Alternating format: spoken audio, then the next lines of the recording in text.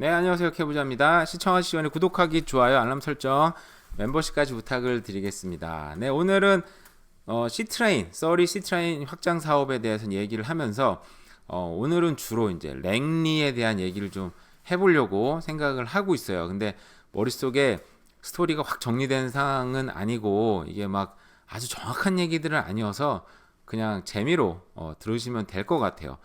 제가 보니까 이게 준비를 좀 더 하면 괜찮긴 한데 이게 여러 가지 상황상 이게 하기도 쉽지는 않고, 그리고 제가 어떤 일을 할 때 이렇게 막 명확하게 준비해서 하는 스타일이 아니더라고요. 제 아들 중에 한 명이 그 ADHD 증후군이 있어요. 지금도 제가 볼 때는. 근데 저게 지금 보니까 저게 나한테 왔구나 생각이 좀 요즘에 좀 들더라고요. 제가 아니라고 생각을 했었는데 나도 어렸을 때 약간 저렇게 막 중구난방으로 머리가 복잡한 삶을 이 머릿속에 그냥 딴 생각 많이 하고 사는 거죠. 이런 삶을 좀 살았던 것 같아요. 그게 크면서 좀 좋아져서 다행히 그나마 좀 정상적인 삶을 살고 있긴 한데, 여전히 어떤 일을 할 때 좀 제가 아직 그런 부분이 있는 것 같아요. 그래서 이 제가 하는 유튜브도 좀 되게 정신머리 없지 않나 요즘 생각 좀 그런 생각이 들었고, 그리고 이 주변에 제 집사람이 지금 이걸 얼마 전 영상을 보고 되게 화를 많이 내더라고요. 뒤에 정리 안 하고 간다고. 근데 정리하는 것도 쉽지가 않습니다. 또 그래서 뒤가 굉장히 너저분하지만 일단 그냥 대충 하도록 할게요. 자, 며칠 전에 기사가 나왔어요. 네, 새해 계획 완료.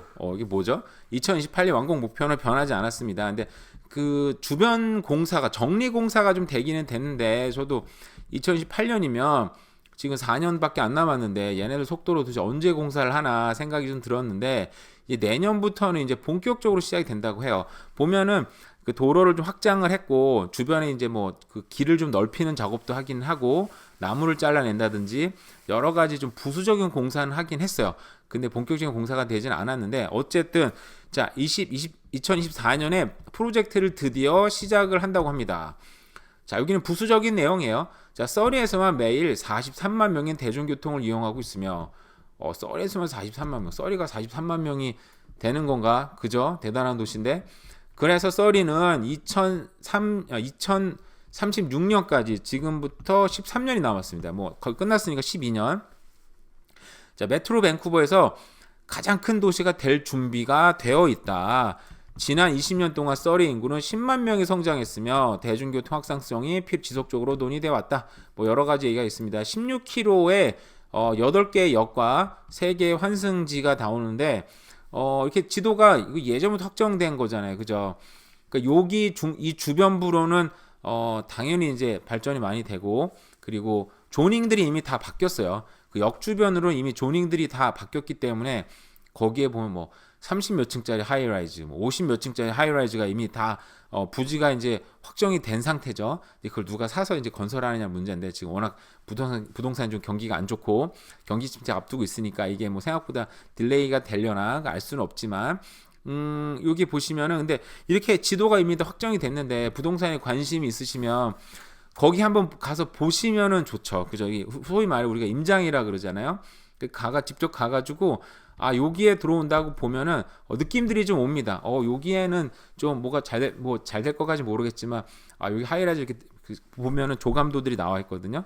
그래서 한번 관심 있으시면 좀 이런 게 임장 가시면 좋고, 제가 이제 얘기하는 거는 결국은 여기 보시면 203번 스트리트에 여기 시리 오브 랭리잖아요. 잘 보시면 행정구역이 우리가 흔히 그냥 랭리 얘기하는데, 우리가 알고 있는 대부분의 것들은 이제 타운십 오브 랭리에 있습니다. 여러분들이 한국 분들이 정말 많이 사시는 거기 동네 있잖아요. 200번 스트리트 기점으로 많이 사시잖아요. 동네 이름 갑자기 기억이 안 나는데 그래서 거기는 우리가 흔히 아는 타운십 랭리고, 여기에 시리 오브 랭리는 행정구역상 달라요. 이게 단순히 그냥 스토리가 있는데 오늘 거기에 대한 얘기를 하고, 이렇게 그 스카이트레인이 랭리 시티에 연결되는 게 어떤 의미가 있는지를 제 생각을 한번 얘기를 한번 해볼게요. 자, 이 196번 스트릿은 써리와 랭리를 이제 가르는 곳인데, 어쨌든 여기도 시리 오브 랭리에 들어갑니다. 랭리 시티에 결국은 2개의 역이 생기게 돼요. 자, 203번 스트릿이 어떤 곳인지 한번 봐보도록 할게요. 자, 여기에 200번 스트리트 있고 203번 있습니다. 그러면은 프레이저 하이웨이에 따라서 생기는 거니까 깜빡깜빡한 거 보이시죠? 네, 여기에 들어옵니다. 자, 여기 어떤 곳인지 한번 봐볼까요? 자, 이 구글 맵으로 인공위성 지도로 보면은 여기에 들어오는 거예요. 자, 여기에 가보시면 저는 이제 예전에 한번 여기 어떤가 그래서 한번 다 가봤어요. 여기 가보시면 느낌이 빡 옵니다. 굉장히 노쇠한 곳이에요. 굉장히 건물들도 이 주변 상가들도 너무너무 낡았고 소위 말해서 정말 되게 이렇게 얘기하면 그런데 하여튼 그 영화에 나올 만한 굉장히 좀 으슥한 뭐 그런 곳이에요. 근데 여기는 너무 멀어서 노숙자들은 많지는 않아요. 지금 보면 교통이 안 좋으니까 노숙자가 갈 수가 없는 거죠. 쉽게 말하면. 근데 여기 가보시면 딱 느낌이 여기 다 밀 수 있겠다. 진짜. 여기 정말 오래된 상가들이 많이 있잖아요. 자, 여기에서 랭리 시리를 한번 제가 클릭을 해볼게요. 자, 요런 모양으로 이제 시리 오브 랭리가 형성이 되어 있어요. 자, 여기에 이제 역사를 대충 얘기해 드리면은 옛날 랭리가 있죠. 타운십, 랭리 타운십이 있는데 인정 어마어마하게 큽니다. 서리도 정말 크지만 랭리도 정말 너무너무 커요. 근데 여기가 랭리 시티가 예전에 굉장히 번영했어요. 그냥 번성한 곳이었었는데 그 이유가 보시면 여기에 이렇게 폴트 랭리라고 있잖아요. 여기에 여러분은 관광지로 이제 많이 가보시잖아요. 여기 가보면은 뭐 예쁜 카페들도 좀 있고 그리고 사진에 여기 나와 있는 것처럼 이렇게 앤틱한 어떤 그런 파는 물건들도 많고 그러다 보니까 여기 이제 외부 카페도 좀 잘 돼 있고 그래가지고 술 마시는 사람들도 있고 강 주변이기도 하고 공원도 옆에 있습니다. 캠핑장도 있고 그러다 보니까 여기 뭐 관광지로 돼 있어 사람들이 많이 가죠. 물가는 조금 비쌉니다. 예전에 저도 여기 보시면 이렇게 폴트 랭리 폴트 이게 잘못 찍었다. 이게 폴트가 앞에 붙으면 그 요즘 말로 하면 요새잖아요. 요새여서 그러니까 여기에 옛날에 이제 그 강에 프레이저 강에서 무역을 하고 그 무역한 것들을 육지로 이제 갖고 여기 보시면은 역도 있어요. 여기 기차역이 있습니다.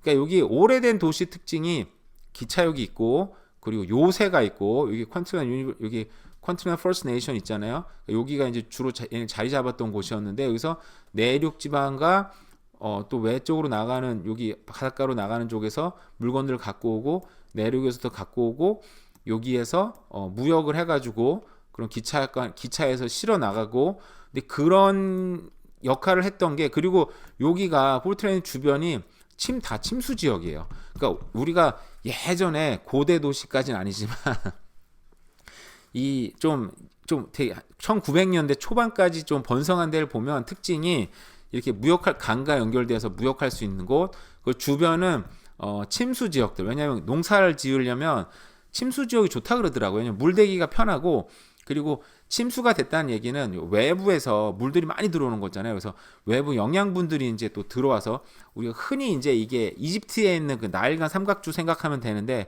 거기 농사가 엄청 번영하고 고대 도시가 형성이 된 곳이잖아요.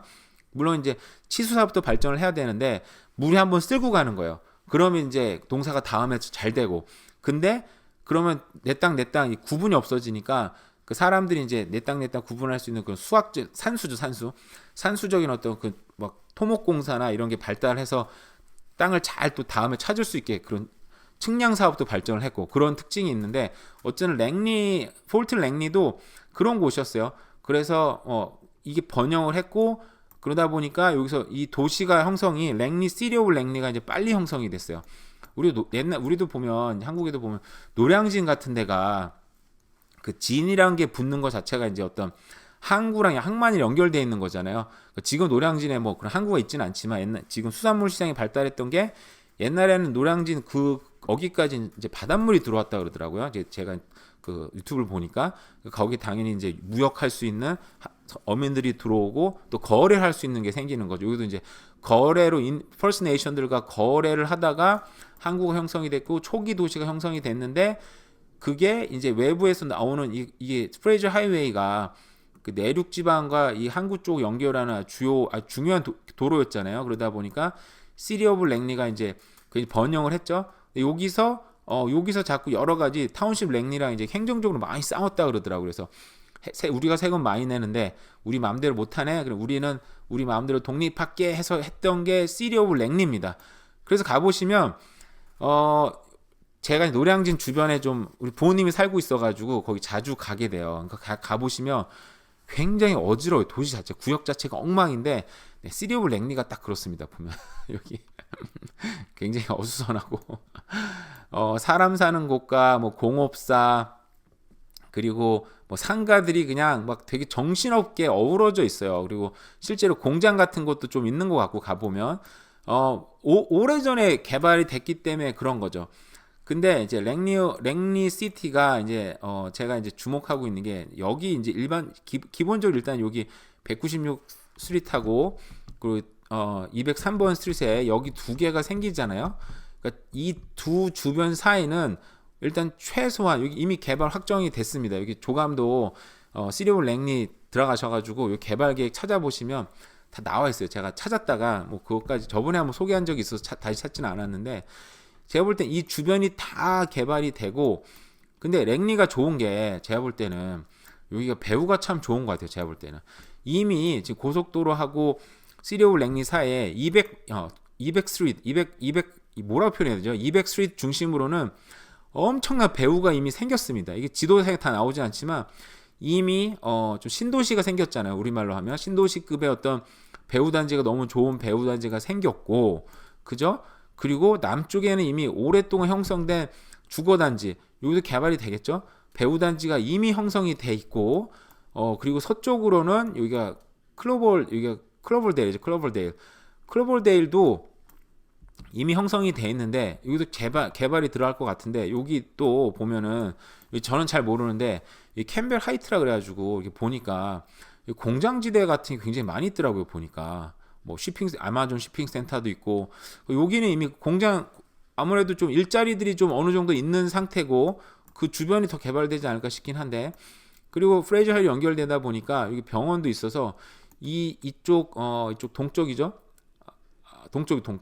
동쪽으로도 이미 타운이 형성이 돼 있지만 이 타운도 굉장히 형성이 많이 되지 않을까. 그래서 아마 이 어떻게 보면 이 좋은 배후 단지를 갖고 있는 그리고 이게 너무 오래전에 개발됐다 보니까 그 개발의 힘은 이 무역을 하면서 형성이 되는데 이 개발의 힘이 다운타운으로 이 밴쿠버 다운타운으로 넘어갔잖아요. 항구 도시로 넘어가면서 그게 이제 파나마 운하가 개통이 되면서 요걸로 이제 물건을 수송을 하면은 단순히 캐나다나 미국뿐만 아니라 막 유럽이나 이제 다른 때 막 엄청나게 배로 가니까 좀 쉽게 가니까 파나마 운하가 개통이 되면서 엄청나게 발전을 했고 밴쿠버가 그리고 또 아시아 태평양 시대가 열렸잖아요.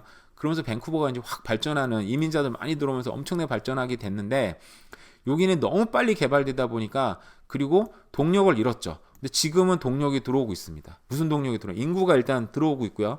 그리고 거기 발맞춰서 스카이트레인이 또 형성이 되고 있어요. 스카이트레인 같은 경우는 뭐 저도 이제 부동산 전문가도 아니고 저 주워 들은 이야기들, 책으로 본 얘기들, 유튜브에서 본 얘기들, 책으로 본 얘기들 그냥 하는 거면 얘기를 들어보니까 저희 아버지도 굉장히 부동산 전문가신데 얘기 들어보니까 이렇게 호재가 발표가 됐을 때 3번 오른다 그러더라고요. 호재가 발표가 됐을 때 집값이 오르고 근데 호재만 보고 들어가면 문제는 스카이트레인이 없습니다. 그럼 실망스럽잖아요. 그 없는 거를 그냥 믿음으로 또 버텨야 되는 부분이 있는 건데 근데 막상 공사가 시작이 되면 이제 눈에 가시에 보이잖아요. 뭔가 공사가 되는구나. 공사가 시작이 될 때 또 한 번 오른다 그러더라고요. 근데 공사가 된다 그래도 앞으로 또 4년을 기다려야 돼요.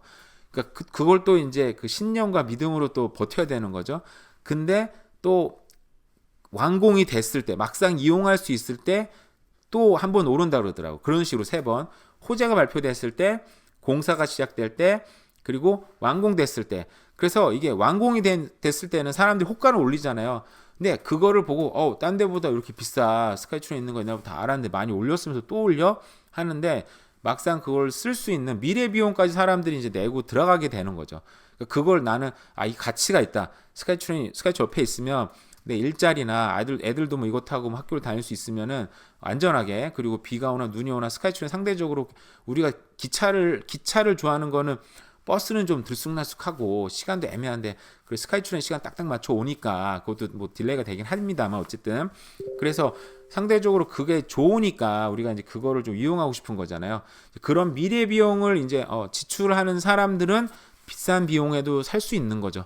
혹은 그게 더 좋아서 살 수도 있는 거고. 제가 그래서 이 랭리 다운타운, 그러니까 시리 오브 랭리죠.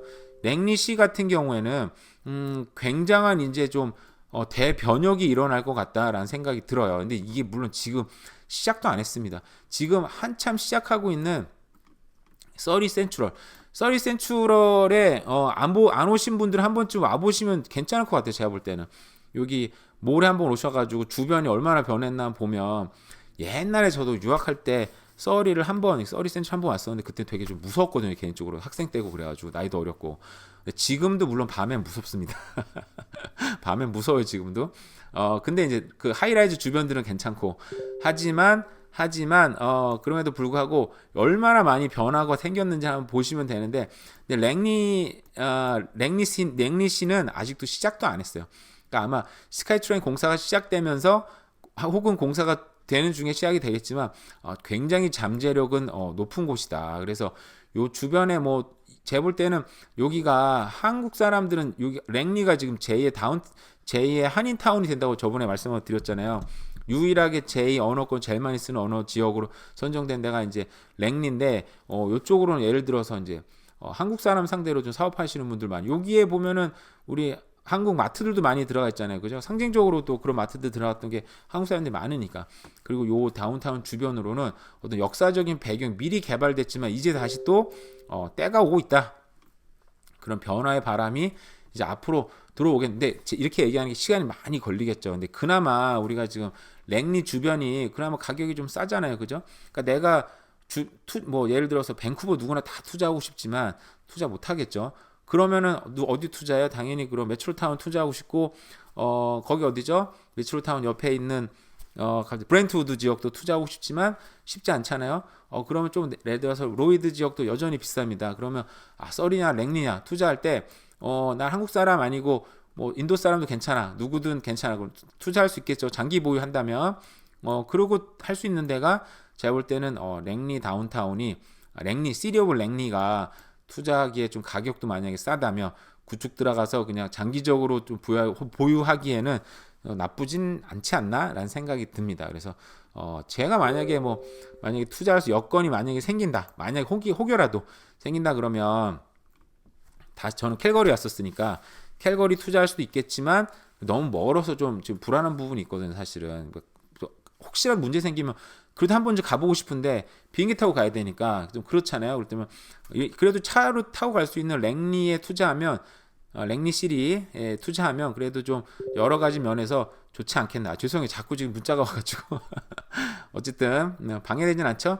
좋지 않을까 생각이 들었어요. 그래서 왜냐하면 이게 여기가 개발됐다는 건, 예전에 개발됐던 의미는 여기가 좋은 동네예요. 좋은 동네였는데 너무 오래전에 개발됐고 그 개발의 동력이 밴쿠버 다운타운으로 넘어갔지만 이제는 다시 교통도 좋아지고 인구들이 들어오면서 개발의 동력이 다시 생기고 있는데, 옛날부터 개발된 동네는 당연히 거기가 좋은 동네니까 옛날부터 개발이 된 거기 때문에 다시 또 그런 바람이 불지 않을까. 20년 후에 10년 후에 혹은 30년 후에 지금 투자해서 20년 보유하겠다, 분명히 로또 대박을 맞을 겁니다.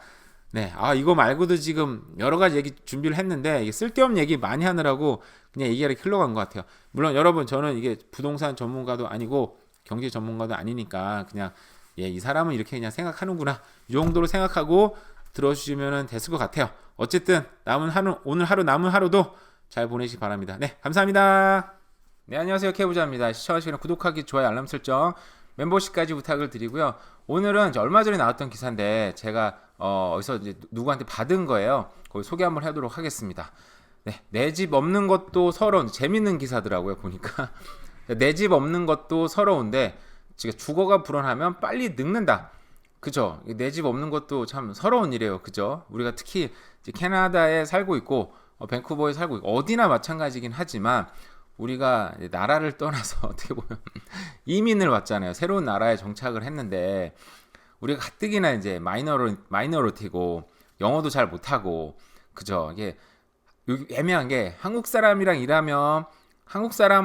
일해서 스트레스 받고, 외국 회사에서 들어가면 이제 언어 문제 때문에 또 스트레스 받는 부분도 있고, 근데 상대적으로 그런 부분이 좀 더 이제 나은 대우가 있긴 있죠. 근데 어쨌든 저쨌든 뭐 여러 가지 면에서 우리 스트레스를 받고 사는데 가뜩이나 내 집도 없다. 근데 주거가 불안하면 생물학적으로도 빨리 늙는다고 합니다. 이거 기사가 있었다고 하고 여기 연구가 있었다고 합니다.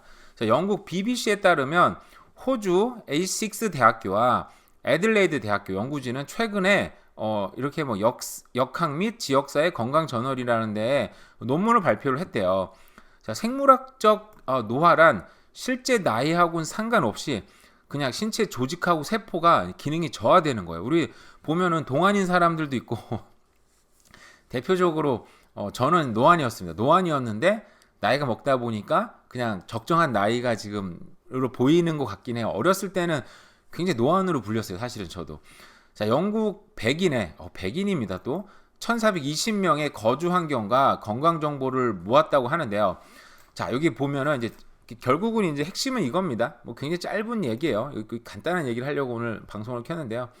자, 조사 결과 민간 주택을 임차해 거주하는 세입자는 자, 집이 없이 그냥 민간 주택, 정부 주택은 아무래도 굉장히 좀 싸잖아요. 그죠? 근데 이제 민간 주택은 시장 가격이니까 렌트비가 꽤 비싸겠죠, 상대적으로. 자, 이런 사람들은 자, 실업보다 더 빨리 늙고 신체 나이가 비만인 사람보다 그리고 흡연을 겪는 사람보다 연간 17일 정도 더 빨리 늙는 것으로 나타났다. 자, 실업이 9.9일. 실업하면 스트레스 굉장히 많이 받잖아요. 그죠? 왜냐면 당장 잡이 없어지면 특히나 이제 아이들 있는 집 같은 경우는 당장 다음 달부터 뭘 먹고 살 것인가.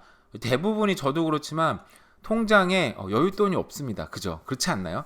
제가 다른 뉴스들 봐도 캐나다인들도 한 60%가 여윳돈이 없다고 살더라고요. 3개월 이상의 내가 돈을 살 수 있다. 저는 이제 그러면 당연히 론을 빌려야 되는데 이런 사생활적인 걸 다 얘기해도 되나? 우리 집사람이 알면 또 큰일 날 텐데 이거 알면은.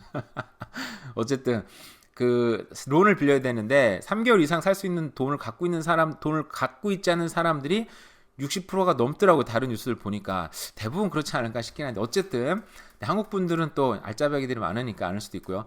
비만이 8.4일, 흡연이 7.7일. 그러니까 만약에 가정을 해서 내가 렌트하고 살고 있는데 실업했다. 그러면 남들보다 거의 한 달 가까이 빨리 늙어버리는 거야. 한 달, 그죠? 근데 요게 비만까지 제가 살이 많이 쪄서 걱정하고 있어요. 비만이다. 근데 거기 담배까지 핀다. 그러면은 한 달 이상을 그냥 확 늙어버리는 거 1년에. 그러면 이게 10년만 돼도 남들보다 1년을 더 늙어버리는 거 실제적으로, 그죠? 근데 반면 주거 환경이 안정화될수록 노화 속도도 주는 것으로 나타났다. 자, 자가 소유자의 노화 속도는 연간 3일. 어쨌든 저쨌든 늙는다는 얘기인 거죠. 그죠? 근데 웃긴 게 장기 임대 기간을 보장받고 임차료의 상당 부분을 정부로부터 지원받는 임대 세입자들은 4.8일. 그러니까 자가 소유자들이랑 큰 차이가 없네요. 그죠? 하루 뭐 이틀 하루 조금 넘는 거니까. 그러니까 결국은 이제 꼭 이거는 자가를 했다든지 아니면 렌트를 한다든지 이거보다는 그러니까 거주의 안정성인 것 같아요. 그죠? 그러니까 자가를 했으면 일단 자기 선택이 많이 들어갔잖아요. 뭐 렌트 계약이 끝날 건 없고 그러니까 자기 선택이니까 내가 선택할 수 있으니까. 근데 장기 임대 주택 같은 경우도 내가 선택하는 건 아니지만 뭐 정부에서 막 웬만하면 쫓아내지는 않잖아요. 그래서 자기가 맘먹고 나가면 나가는 거지만 그러니까 결국 어쨌든 간에 임대 기간을 보장을 받고 거기 또 중요한 건 임차료 상당 부분을 지원받는 사람. 그러니까 돈을 또 내가 안 내. 남이 내줘. 그럼 또 기분이 좋잖아요. 그죠? 그런 사람들은 실제로 자가를 소유하고 있는 사람들과 크게 다르지 않다. 그러니까 이걸 보니까 그 생각이 들긴 드네요. 그러니까 렌트를 그냥 일반적으로 주는 사람들은 스트레스 굉장히 많이 받고 힘들어 하는데 정부 주택을 좀 임대주택 받는 사람들은 내가 돈도 어떻게 보면 캐시플로우로 좀 충분히 만들 수 있으면서 거주의 안정성까지 확보하다 보니까 스트레스는 덜 받고 그런 사람들이 이제 왜 집을 사 쓸데없이 스트레스 받게. 그죠? 이렇게 캐시플로우 많이 만들고 또 캐시도 열심히 또 저축하고 그걸로 또 예를 들어 주식이나 뭐 코인이나 투자를 한다 그러면 또 그것도 이렇게 뭐라 그러죠? 인플레이션 방어할 수 있으니까. 그러면 이제 이건 또 좀 다른 얘기는 그러니까 제가 늘 렌트보다는 집을 삽시다라고 주장했던 어떤 그런 주장의 근간은 좀 더 스페시픽하게 얘기를 하자면 그러니까 그 장기 임대주택 말고 그냥 민간에서 일반적인 렌트를 사는 것보다는 낫다. 근데 장기 임대주택을 사는 것도 집을 사는 것만큼 정신 건강도 좋고 마음도 안정도 오고 그 실제로 뭐 돈을 아낄 수 있으니까 또 좋은 점도 있다고 생각이 듭니다. 그러니까 저도 이제 정확하게 얘기는 하긴 해야 되겠네요. 그죠? 그러니까 열악한 주거 환경도 근데 또 열악한 주거 환경도 노화를 앞당기는 것으로 나타났다고 하는데요. 자, 거주 공간이 좁아. 연간 5.1일. 그죠? 그리고 난방 시설이 부족해. 8.8일. 누수 상하 4.8일. 누수는 그래도 좀 생각보다 덜 하네요. 누수도 굉장히 스트레스 많이 받던데. 그죠? 옛날에 제가 반지하 살 때 물이 샜어요. 물이 뚝뚝뚝 떨어진 건 아니었었는데 화장실 쪽에서 샤워 스위치 쪽에서 물이 새가지고 좀 그것 때문에 컴플레인 여러 번 했는데 이제 고쳐지진 않고 결국은 나오긴 했지만 큰 문제는 아니었지. 그것도 좀 스트레스가 받긴 받더라고요 보니까. 그래서 결국 연구진은 임대료 지원 등의 부동산 대책이 시민 건강에 긍정적인 영향을 줄 수 있다고 주장을 했고, 자, 주거 환경을 개선하고 자, 임대료 상승을 제한하는 정책이 개인의 건강에 도움이 될 수 있다. 근데 임대료 정책을 이렇게 상승을 제한하면 결국은 이게 또다시 임대료 상승을 불러오는 요인은 제가 예전에 여러 번 설명을 하긴 했었는데 어쨌든 뭐 단편적으로 생각할 때는 충분히 그럴 수 있다고 생각을 합니다. 결국은 부동산 대책, 그러니까 시민들이 적절한 가격, 어떻게 보면 적절한 가격을 주고 그것도 좁으면 안 되네요, 그죠? 어느 정도 적당한 넓이에 적당하니 참 사람마다 다르겠지만 그런 어떤 이런 주택 정책이 시민들의 정신 건강이나 어떻게 보면은 실질적인 노화 방지에도 참 좋은 정책이긴 하네요.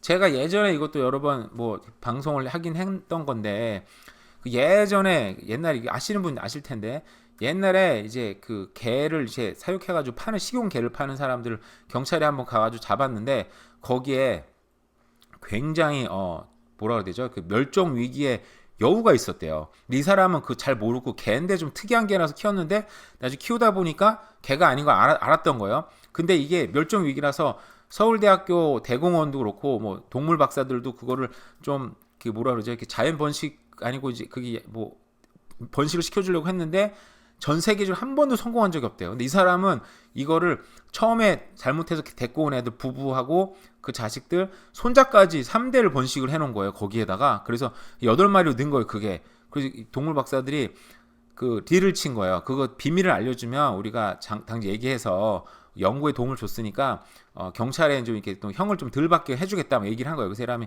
오케이 했다가 나중에 결국 이제 그게 비밀이 밝혀졌는데 이 사람은 특별한 비밀이 없더라고 보니까 그냥 그 여우들의 집을 좀 크게 만들어주고 굉장히 튼튼하게 만들어줬어요. 그냥 일반적인 집이 아니고 옛날에 저는 농수산식물 가끔 아버지랑 가면 사과 박스 플라스틱 사과 박스인데 되게 단단한 거 있거든요. 그거를 땅을 좀 파가지고 박아주고 거기다 집을 만들어줬대요. 그랬더니 알아서 그냥 번식하던데요. 그게 핵심이었어요. 결국 뭐냐 주거가 안정이 되니까 그쵸 자식을 낳을 수 있는 거죠. 그러니까 엄마들은 그렇습니다. 제가 볼 때 엄마들은 제가 예전에 한번 어떤 기사를 봤는데 역사적으로 봤을 때 여자들이 그 부동산 투자 수익률이 훨씬 높대요. 그 부동산 전문적으로 하지 않는 사람들인데도 그러니까 왜지 저걸 봤더니 그러니까 여자들은 경제 상황에 관계없이 어떤 상황에 관계없이 일단 집을 사고 싶어요. 저도 제 와이프도 그렇고 주변 분들도 좀 대체적으로 그런 것 같아요. 그러니까 결국은 이게 뭐야? 엄마들은 이제 모성애가 있다 보니까 경제 상황에 상관없이 그냥 내가 내 아이들을 그냥 좀 안정적으로 키우고 싶은 마음이 큰 거죠. 그러니까 집을 부동산 투자의 개념으로 바라봤던 게 아니고 그냥 어떻게 봅니까? 그냥 내가 내 집을 하우스를 개념이 아니고 홈의 개념으로 본 거죠. 그래서 내 가족들이 안정적으로 살 수 있는 집을 원했는데 근데 그게 선택이 좋았던 게 역사적으로 봤을 때 부동산이 인플레이션 방어라든지 아니면 뭐 주식이나 이런 거에 뭐 전혀 꿀리지 않고 엄청난 투자 성과를 냈잖아요 결국. 그러니까 막 경제가 좋아 안 좋아 뭐 마크로 분석 매크로 분석 해보면 어떻고 저떻고 중국이 무너질 것 같고 부동산이 진짜 무너질 것 같고 지금 그리고 인테레스가 너무 높아서 그 뭐죠 그냥 모기지 내기도 힘들고 그냥 이런 저런 건 상관없이 그냥 집을 사서 장기 보유했던 사람들이 결국은 역사적으로 봤을 때 굉장한 위너가 된 거죠. 승자들이 됐던 거죠. 이것도 봐도 결국은 그렇지 않습니까? 이 건강하면 오래 살고 집을 보유했는데 건강해서 오래 살았어. 그래서 투자 딴 거 투자는 다 망했는데 부동산으로 결국은 성공했어. 뭐 그렇게 되는 거죠. 그죠? 이 기사가 되게 재밌고 요게 파생되는 얘기가 굉장히 많더라고요 보니까. 그래서 얘기를 근데 사실 이게 예전에 다 몇 번씩 했던 얘기들이라 오늘 뭐 다 하기는 그렇고 어쨌든 뭐 어떻습니까? 자, 집 없는 것도 서러운데 주거가 불안 빨리 늙는데 결국은 주거가 안정이 되면 건강하게 오래 살 수 있다. 그래서 여자분들이 그래서 실제적으로 평균 나이도 남자들보다 좀 길잖아요. 그죠? 그러니까 이런 걸 추구하니까 여자들은 막 어떻게 보면 막 부자가 되고 이런 거 막 하는 거 뭐 그런 분도 많이 있지만 대체적으로 여자분들은 어때요? 모성에 기반해서 내 아이들과 안정적으로 사는 걸 추구했는데 결국은 그게 투자 성과로도 좋은 결과가 이어졌다. 그러니까 집은 어떻게 봅니까? 집이 다른 자산이랑 다른 건 결국은 이제 필수제. 내가 꼭 살아야 되는 집이니까 주식은 안 사도 되잖아요. 저도 한때 뭐 애플이나 뭐 테슬라 다 갖고 있었는데 한때는 다 팔았어요. 사정이 있어서 빚 갚느라고 다 팔았는데 아쉽긴 해요 지금도. 근데 어쨌든 집은 팔 수가 없으니까 살아야 되니까 살고 있지 않습니까? 그러니까 부동산은 여전히 좋은 자산이다 뭐 이런 매번 내리던 결과를 내리면서 오늘은 짧게 이야기를 했습니다. 어쨌든 오늘도 남은 하루도 잘 보내세요. 감사합니다. 네, 안녕하세요. 케부자입니다. 시청하시면 구독하기, 좋아요, 알람 설정, 멤버십까지 부탁을 드리도록 하겠습니다. 오늘은 지도를 좀 많이 볼 거예요. 어제 되게 중요한 발표가 있었습니다. 그리고 뭐 아마 들으신 분도 있을 텐데 아마 듣고도 그냥 별 생각 없이 지나칠 분도 있을 테고 어쨌든 제가 이제 그 계획을 하기 전에 이제 밴쿠버 지도를 잠깐 볼게요. 여기 보시면 제가 이제 스카이트레인 나올 수 있게 일단 표시해 놨거든요. 여기 밴쿠버 살면서 하나 느끼는 게 제가 이제 서리를 살고 있어요. 근데 여기서 예를 들어서 자동차 없이 대중교통을 이용해서 코키틀람 센터 가고 싶다. 그거 너무 어려워요. 그리고 뭐 메이플리츠 가야 된다. 너무 어려워. 여기서 뭐 리치몬드 이런 데는 갈 생각도 못해요. 사실은 너무 멀고 복잡하기도 하고. 근데 여기서 버나비나 메트로타운이나 밴쿠버가 나간다 그러면 그래도 괜찮아요. 그러니까 교통이 전체적으로 모든 교통이 밴쿠버 다운타운을 향하게 돼 있어요. 그렇죠? 이 스카이트레인도 이렇게 세로선으로 쭉쭉 연결돼 있고 가로선으로 연결돼 있고 근데 문제가 예를 들어서 리치몬드에서 뭐 서리 센트럴에서 뭐 랭리, 뭐 서리 센트럴에서 뭐 코키틀람, 아니면 메이플리츠 승용차가 아니면 대중교통을 이용해서 가는 게 굉장히 어렵거든요. 그러니까 여기가 이제 순환선이 좀 도심지를 연결하는 순환선은 정말 부족하다는 생각이 많이 들었는데 일단 뭐 그 얘기 하기 전에 어제 중요한 발표가 뭐가 있었냐면 요게 이제 그 교통이 획기적으로 좋아지는 세 곳이 발표가 됐습니다.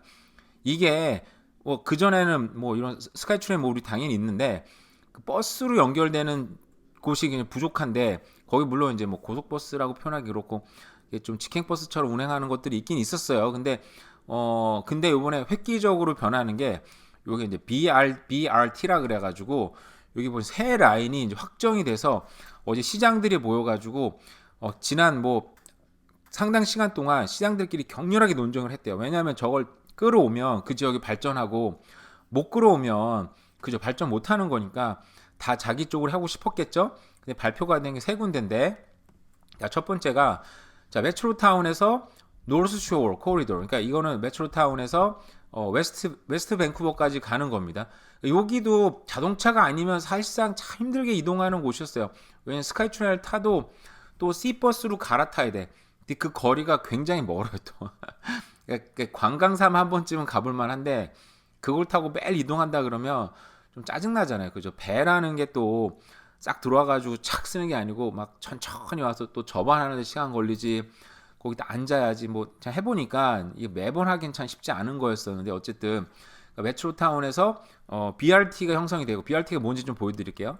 그리고 여기 또 서리에 그러니까 길포드에서 킹조지 스테이션 쪽에 있는 세리 선치로를 넘어왔다가 뉴튼 지역까지. 근데 이게 제가 볼 때는 이게 화이트락까지 연결되는지 정확하게 말이 안 나와서 확신을 못 하겠는데 일단 화이트락까지 연결되는 것 같아요.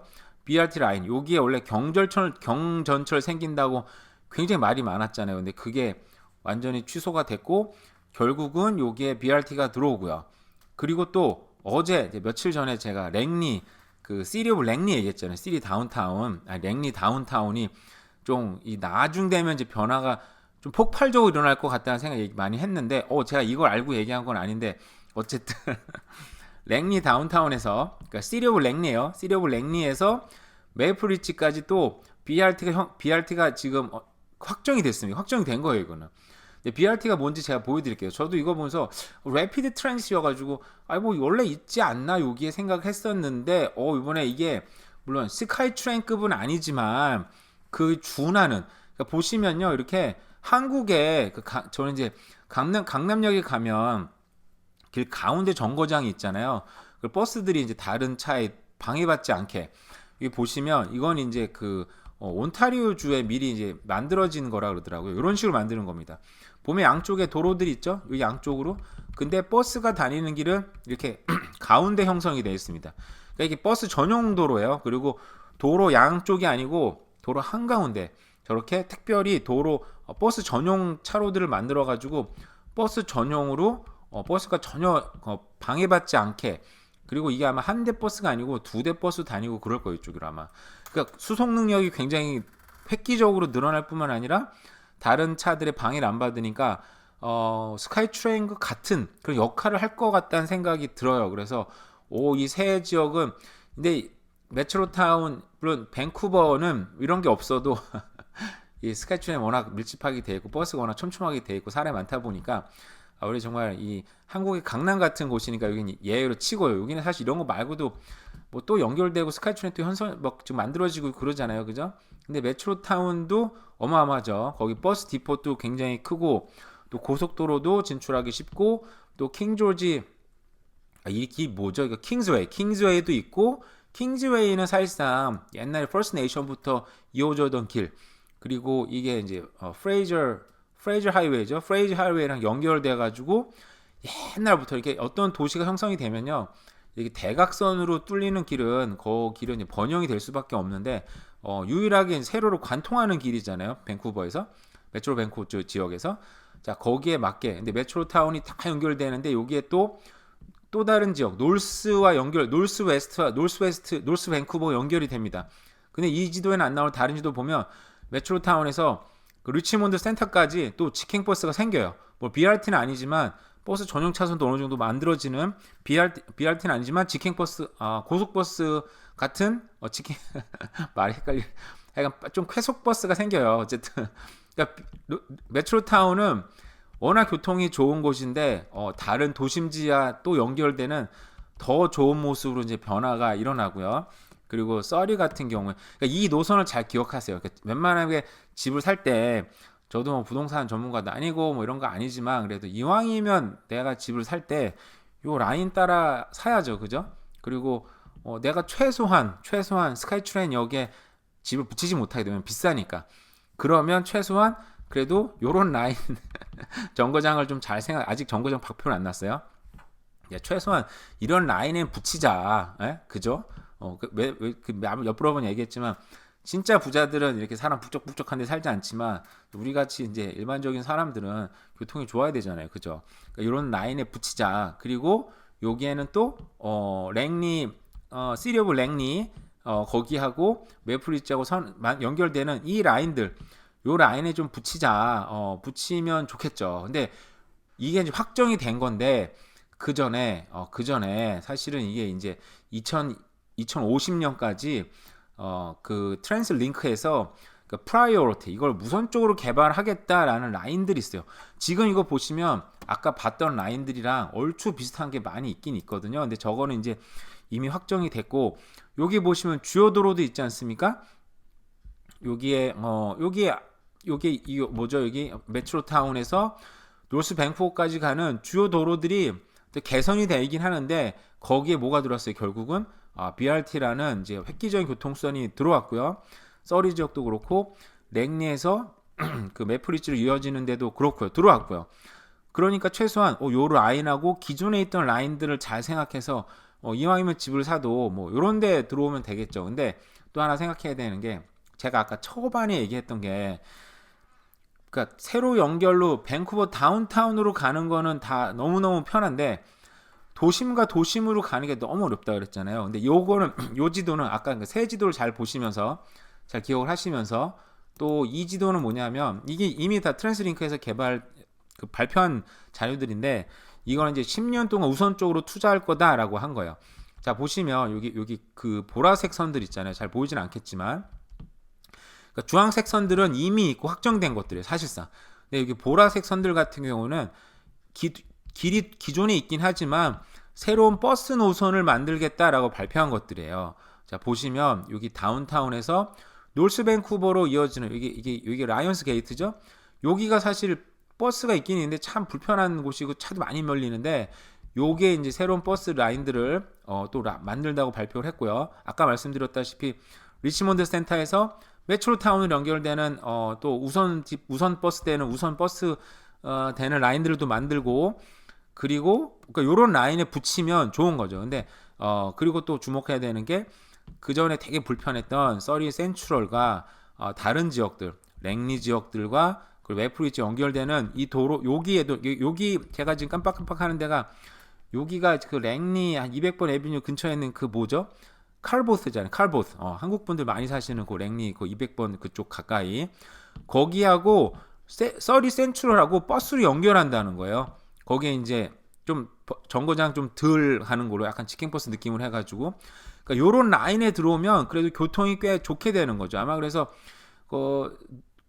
랭리에 그 한국 분들 많이 사시는 그쪽 지역에도 교통이 상대적으로 좀 좋아지고 있고 그러니까 저는 이제 주목해야 되는 게 우리가 이제 투자를 하는데 돈이 많으시면 밴쿠버에 투자하시면 되죠. 그죠? 밴쿠버에 투자하시고 밴쿠버 이제 뭐 여기 노스 밴쿠버나 웨스트 밴쿠버 그 밴쿠버 밑에 있는 이 지역 제가 이 지역 이름 잘 모르겠는데 요 지역에 투자하시면 되고요. 근데 거기 투자 못 하겠다 그러면 당연히 다음은 또 메트로타운이나 브렌트우드 지역도 투자하시면 되고요. 그죠? 아니면 뭐 리치몬드 센터 지역 투자하시면 되고 여기 돈 없다. 사실상 저도 저기 투자할 수가 도저히 없어요. 그러니까 저 같은 사람, 돈이 없는 사람들이 눈을 들일 만한 곳이 어디겠어요? 여기 어디죠? 코키틀람 쪽도 굉장히 비싸잖아요. 그죠? 그리고 로이드 쪽도 너무 비싸고 그러니까 뭐 서리라 아니면 랭리나 메플리지 주고 투자하고 싶은데 어디 투자해야 되겠습니까? 당연히 이렇게 교통이 획기적으로 개선되고 있는 거. 그러니까 획기적이라는 게 스카이트레인 이번에 생겨요. 또 확정이 됐죠. 그리고 또 BRT가 생겨요. 근데 이런 게 다운타운 입장에 밴쿠버 다운타운에서 저런 거 원래 있었었는데 뭐가 획기적이야? 전 획기적이지 않죠. 근데 그게 없었던 곳에서는 그런 게 생기는 게 굉장히 획기적인 거잖아요. 그죠? 없었으니까. 다른 지역은 이미 뭐 20년, 30년 전에 누리던 그런 교통수단이 생긴다는 거예요. 그럼 획기적인 거잖아요. 그죠?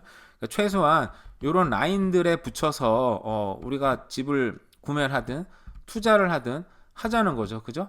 왜냐하면은 이 자동차도 전기 시대로 넘어가고 그리고 사람들이 뭐 이제 물가도 비싸고 사람들 많이 몰리면 대중교통 많이 탑니다. 어쩔 수 없이 학생들 그리고 좀 주차장도 힘들고 버스 그리고 기름값도 굉장히 비싸잖아요. 요즘에 기름값도 아낄 겸해서 대중교통이 좋아지는 게 굉장히 중요해요. 그러니까 입지가 변화될 수 있는 게 결국은 좌합 그리고 획기적인 교통수단 이런 것들이 생겨야 되는 거죠. 근데 또 우리가 또 착각하면 안 되는 게 뭐 서리 센트럴도 그렇고 랭리도 그렇고 그리고 메이플리 센터도 그렇고 괜히 좋은 교통수단이 많이 생긴다고 했을 때 그러니까 이게 입지가 변하려면 이 몇 가지 요소가 제가 볼 때는 막 이게 콤바인이 돼야 돼요. 근데 이제 교통수단 하나 좋아지는 걸로 해서 입지가 좋아질 수는 없다. 이게 갑자기 막 다른 입지를 넘어설 수는 없을 거예요. 근데 좋아지는 게 뭐냐? 굉장히 좋은 배드타운이 될 수 있다. 결국 배드타운이지만 굉장히 교통이 좋고 굉장히 좋은 배드타운을 될 수 있다는 거죠. 이왕이면 배드타운을 살아도 좋은 배드타운을 살아야죠. 그죠? 근데 또 모르죠. 저렇게 교통이 좋아지면 또 좌합이 생길 수 있는 어떤 여건이 생기고 뭐 좌합 클러스터가 생길 수 있는 어떤 뭐 정부 발표가 꽝 생긴다. 그러면 그때 정말 입지가 역전시킬 수 있는 여건이 되겠지만 아직 뭐 좌합에 대한 건 그런 건 없어요. 제가 볼 때는. 근데 어쨌든 교통이 좋아진다. 이게 굉장히 좋은 거죠. 아까 어제 우연히 얘기했지만 랭리 같은 경우에는 여기 이제 기사가 났는데 밴쿠버가 이제 아웃 오브 컨트롤이야. 뭐가 리빙 코스가 너무 비싸서 밴쿠버에 살 수가 없어서 이 세입자는 랭리로 이사를 갔대요. 그러니까 뭐 당연히 뭘 따라서 이동했겠습니까? 교통수단 따라서 이동을 하는데 이 사람 같은 경우는 뭐 랭리로 이동을 했다. 여기 이제 다운타운에서는 3,000불 정도 냈는데 기사를 제가 읽어보니까 3,000불 정도 내면 다운타운에서는 정말 조그만 아파트 방 한 개짜리 뭐 그런 거 살아야 되는데 밴쿠버 다운타운 쪽에 살았어요. 근데 그 돈으로 랭리로 오니까 좀 더 싸게 타운홈을 살 수 있다. 그래서 굉장히 만족스럽다. 뭐 그래도 여전히 비싸긴 하지만 뭐 생활이 이거보다 거기보다 훨씬 나은 것 같다. 요즘에 그렇잖아요. 또 또 줌으로도 회의도 많이 하고 막 그러는데 이왕이면 좀 넓고 쾌적하게 살려면 외곽으로 빠져야죠. 근데 그런 외곽으로 빠질 수 있는 여건들이 점점 커지고 늘어나는 겁니다. 어떻게 해요? 왜냐하면 이렇게 BRT라는 지금 획기적인 교통수단, 뭐가 획기적이에요? 이렇게 버스 전용 차선을 만드는 거기 때문에 굉장히 획기적인 교통수단이 만들어졌습니다. 이런 거는 여러분 찾아보세요. 이게 Rapid Transit Corridor라고 해주셔도 되고 아니면 뭐 BRT 뭐 이렇게 검색하셔도 되는데 이게 BRT가 만들어지면 여기에 보면은 그 레지던트들이 거주민들이 13만 3천 명이 그 주변으로 늘어날 걸 예측을 하고요. 그리고 4만 2천 개의 잡이 생긴다고 합니다. 제가 아까 얘기했잖아요. 교통수단이 좋아져도 잡이 안 생기면 별 볼 일 없는데 이게 잡까지 4만 2천 개의 잡이 늘어난다고 합니다. 왜냐하면은 일단 인구수가 늘어나니까 거기 뭐 여러 가지 스토어들이나 뭐 개인 뭐 비즈니스들이 많이 또 들어가겠죠. 그리고 또 거기에 맞춰서 지역이 개발이 되면 거기 맞춰서 또 잡이 늘어나고 일단 여러 가지 지금 굉장히 좀 좋은 소식들 호재인 거죠. 호재 쉽게 얘기하면 우리 밴쿠버에 무슨 호재가 있습니까? 그죠? 별거 없는 곳인데 그래도 이렇게 획기적인 교통수단이 나오는 곳에 우리가 집중을 하자. 그리고 여기에 이왕이면 집을 살 거면 이렇게 좀 BRT라든지 좀 외곽이 어차피 외곽에 이제 이거는 외곽이 좀 생기는 거잖아요. 이런 게 라인에 좀 붙여서 살자 웬만하면 그러면은 집값이 그래도 다른 데보다는 좀 더 올라갈 확률도 있고 그죠. 향후에 시간이 많이 지나도 또 당연히 교통이 좋으니까 사람이 많이 몰리면 그래도 또 이게 뭐라 그러죠? 그 인플레이션 방어에도 좋은 지역이 되지 않을까라는 생각을 해봤습니다. 네, 저는 부동산 전문가도 아니고 경제 전문가도 아닙니다. 그냥 어제 뉴스 난 거 보고 제 생각을 오늘도 말씀드려봤어요. 자, 어쨌든 오늘도 잘 보내세요. 감사합니다.